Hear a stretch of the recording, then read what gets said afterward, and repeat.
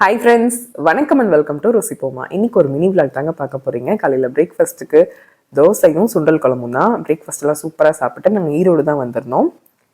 பொங்கல் ஷாப்பிங்காக வந்திருக்கோம். எனக்கு பையனுக்கு எல்லாருக்கும் எடுக்கிறதுக்கு ஜூடியோ தாங்க வந்திருந்தோம். ஏகப்பட்ட கூட்டம். ஜென்ரலாகவே ஜூடியோவில் கிட்ஸுக்கெலாம் நிறைய கலெக்ஷன்ஸ் வச்சுருப்பாங்க. ஆனால் இந்த தாட்டி வந்து ரொம்ப கம்மியாக இருந்த மாதிரி எனக்கு தோணுச்சு.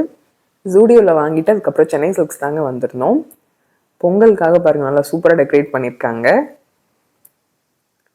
பொங்கல் பானை, கரும்பு இதெல்லாம் பார்த்தா தான் நமக்கு ஆசையே வருது. பொங்கல் வைப்பு.